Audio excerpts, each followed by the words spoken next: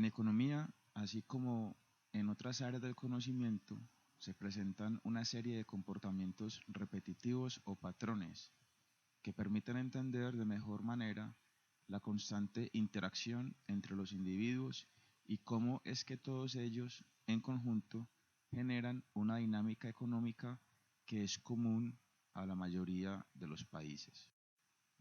El profesor Gregory Mankiw ha identificado una serie de patrones económicos y ha creado un decálogo a partir de ellos, es decir, ha identificado 10 patrones o comportamientos comunes en economía. Estos pueden ser entendidos como especie de leyes que se cumplen en la gran mayoría de los casos. La economía no es una ciencia exacta, es una ciencia social, por lo tanto, no puede hablarse de leyes económicas en sentido estricto, pero sí es verdad que algunos comportamientos son comunes y muy repetitivos. Veamos cuáles son los 10 patrones o principios económicos, como bien los llama el profesor Mankiw. Primer principio, la gente enfrenta disyuntivas. Lo primero entonces es saber qué es una disyuntiva. Una disyuntiva es una situación en la que es preciso tomar una decisión entre dos o más opciones posibles. Decidir entre tomar bus o taxi es una disyuntiva. Decidir qué color de camisa usar es una disyuntiva. Decidir si ir a clase o ir al cine es una disyuntiva. Todas las personas todos los días se enfrentan a disyuntivas. Desde el primer momento en que empieza el día para una persona, esa persona debe tomar constantemente decisiones de todo tipo. Por lo tanto, esa persona se enfrenta constantemente a disyuntivas. Las disyuntivas no se presentan solo a las personas, también lo hacen a los gobiernos y las empresas. Todos los agentes que hagan parte de un sistema económico enfrentan siempre disyuntivas. Segundo principio, el costo de una cosa es aquello a lo que se renuncia para obtenerla. Esto es una realidad de la cual muchas veces no nos damos cuenta, no logramos percibirla. Cada una de las decisiones que tomamos en la vida tiene asociado un costo.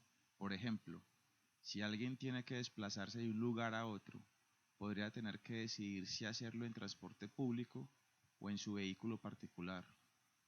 Si decide usar el transporte público, tendrá que soportar el ruido, la incomodidad de estar rodeada de muchas personas y otra serie de situaciones propias de ese tipo de transporte. En este caso, el costo de usar transporte público es que no disfrutará de la comodidad de su propio vehículo y que tal vez no podrá sintonizar la emisora que más le gusta. Pero, si la persona decide usar su vehículo, tendrá que soportar, por ejemplo, la congestión vehicular propia de las grandes ciudades y tardará mucho tiempo en llegar a su lugar de destino, mientras que generalmente se tienen acondicionadas vías especiales que solo pueden ser usadas por los vehículos de transporte público, lo que reduce considerablemente los tiempos de recorrido. En ese caso, el costo de usar el vehículo propio es llegar más tarde. Si se piensa en más situaciones típicas que suelen enfrentar las personas, las empresas y los gobiernos, es fácil entender que cada decisión tomada por ellos tiene asociado un costo, lo que implicará renunciar a otra cosa. Tercer principio. Los individuos racionales piensan en términos marginales. Pensemos en algo. ¿Qué significa el término marginal? En economía, marginal hace referencia al efecto que se genera cuando se hace una modificación o se toma una decisión que estaba por fuera de lo planeado o establecido.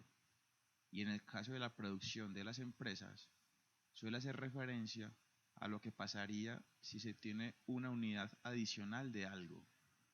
Así, si una persona tenía previsto realizar cierto proceso que está claramente definido y en un momento determinado hace un cambio muy puntual en dicho proceso, A ese cambio se le denomina cambio marginal o cambio en el margen.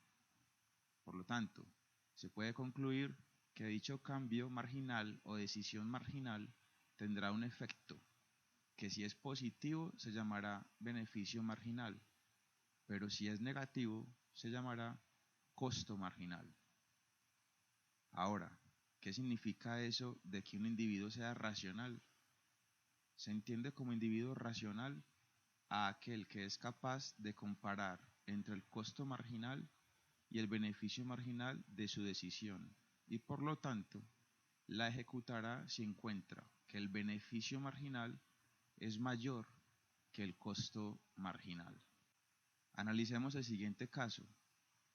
Si un estudiante tiene que elegir un sábado en la mañana entre ir a clase de 8 o quedarse durmiendo, allí se estará enfrentando a una disyuntiva y deberá, por lo tanto, evaluar los costos marginales y los beneficios marginales. El costo marginal de no ir a clase puede ser, tal vez, que en el siguiente examen se pregunten aspectos vistos en esa clase y, por lo tanto, la nota obtenida no será la más alta, además de haber perdido la oportunidad de aprender algo nuevo ese día. El beneficio marginal de quedarse durmiendo será, lógicamente, el poder descansar y quedarse en la cama hasta la hora que desee. Ese estudiante deberá evaluar esos costos y beneficios y definir qué tiene más peso. Si el beneficio marginal es mayor que el costo marginal, se quedará en casa. Pero si el costo marginal es mayor que el beneficio marginal, entonces se organizará y llegará puntual a la clase. Cuarto principio. Los individuos responden a los incentivos. Esta es una verdad irrefutable. Todas las personas, empresas y hasta los gobiernos responden de una forma u otra dependiendo de los incentivos que se les presente. Una recompensa, por ejemplo, que se obtiene por haber alcanzado un logro, es un buen mecanismo usado como incentivo. Ahora, es importante tener presente que no todos los incentivos son positivos. Una sanción que se origina cuando se infringe una norma es también un incentivo que busca disminuir la probabilidad de ocurrencia de dicha infracción. El hecho de reconocer que todos los agentes actúan de determinada manera, respondiendo a incentivos, es algo muy importante en el diseño de políticas, puesto que éstas deben incorporar entonces mecanismos que incentiven a que las personas se comporten de una manera específica. Los incentivos, por lo tanto, están presentes en muchas circunstancias de la vida y ayudan a que los agentes económicos hagan algo o actúen de una manera determinada. Quinto principio. El comercio puede mejorar el bienestar de todo el mundo. El comercio de bienes y servicios hace que la sociedad en general mejore su nivel de vida. Esto es así porque el comercio permite que aumente el número de bienes y servicios, es decir, que haya una mayor variedad y, por otra parte, con un mayor volumen de agentes ofreciendo bienes y servicios, los precios de estos tienden a disminuir, consecuencia natural de la competencia. El comercio también genera otro efecto positivo. La calidad de los bienes y servicios ofertados aumenta, debido a que una de las mejores maneras de lograr incrementar las ventas en un mercado muy competitivo, donde los precios son muy similares, es ofreciendo una mayor calidad que atraiga a un mayor número de consumidores. Todo esto lleva a pensar que el comercio hace que cada país sea más eficiente en la producción de aquellos bienes y servicios en los cuales tiene una mayor ventaja, debido a la dotación natural de recursos productivos que posee. Si cada país se especializa en productos y servicios específicos, será mejor en eso que hace y será además más competitivo. El comercio mundial, así, hace que mejore la calidad de vida de las personas. Sexto principio. Normalmente los mercados son un buen mecanismo para organizar la actividad económica. Un mercado se forma cuando se tiene un precio, una oferta y una demanda. Existen un número grande de mercados donde se pueden comprar y vender diversos tipos de bienes y servicios. En un mercado, tanto los oferentes como los demandantes deciden qué vender y qué consumir, pero no siempre ha sido así. En algunas ocasiones ha sido el gobierno quien ha tenido el papel de determinar qué producir, en qué cantidades y cómo producir. Esta situación ha mostrado no ser eficiente.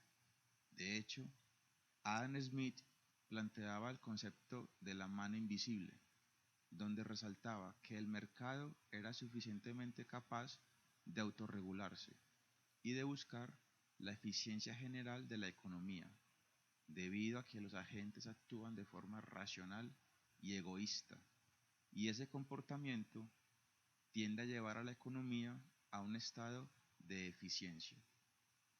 El mercado por sí mismo es el que determina qué bienes y servicios deben producirse, en qué cantidades y a qué precio, llevando a que la actividad económica se organice de forma eficiente. Séptimo principio. Algunas veces el Estado puede mejorar los resultados del mercado. Desde la perspectiva de Adam Smith, los mercados operan bajo un esquema de mano invisible, pero en ocasiones dichos mercados presentan algunas falencias o situaciones de poca eficiencia, denominadas fallas de mercado. Algunas de esas fallas son las externalidades negativas, pero también se presentan fallos en el mercado cuando los agentes privados no proveen por voluntad propia algunos de los bienes necesarios para la economía. Por ejemplo, cuando la voluntad privada no sirve como garante de la satisfacción de las necesidades de la mayoría de la población, es entonces cuando el Estado debe entrar a escena y convertirse en proveedor de ciertos bienes y servicios. El alumbrado público, la seguridad y defensa nacional, la infraestructura, entre otros, son todos elementos que debe aportar el Estado, debido a que ningún agente privado tiene la disposición de proveerlo de forma gratuita. Por esa razón es que el Estado puede mejorar los resultados del mercado. Octavo principio. El nivel de vida de un país depende de la capacidad que tenga éste para producir bienes y servicios. La producción de bienes y servicios que hace un país está representada por el Producto Interno Bruto o PIB. Todo lo que un país produce se traduce en ingreso para ese país. Por esa razón, si un país cada vez produce más, es decir, cada vez aumenta su PIB, aumentará entonces sus ingresos. Ahora, si se pudiese dividir equitativamente ese ingreso nacional entre todos los habitantes del país, entonces se entiende que a mayor ingreso nacional, mayor ingreso por habitante. A esta medida se le denomina PIB per cápita. Por lo tanto, si un país logra que su PIB per cápita crezca cada vez más, eso significará que cada habitante tendrá, en teoría, un mayor ingreso y por ende tendrá un mejor nivel de vida, puesto que podrá satisfacer sus necesidades básicas y también otras necesidades secundarias. Noveno principio. Cuando el gobierno imprime demasiado dinero, los precios suben. En la mayoría de los países, no es el gobierno quien crea el dinero, por el contrario, es el Banco Central quien tiene esa potestad. En el caso colombiano, la autoridad es el Banco de la República. Ahora, si se imprime más dinero, Entiéndase por esto como que haya un mayor número de billetes y monedas circulando en la economía. Eso implicará que las personas podrán acceder más fácilmente a ese dinero y por lo tanto tendrán mayor capacidad de gasto, es decir, tenderán a consumir más bienes y servicios.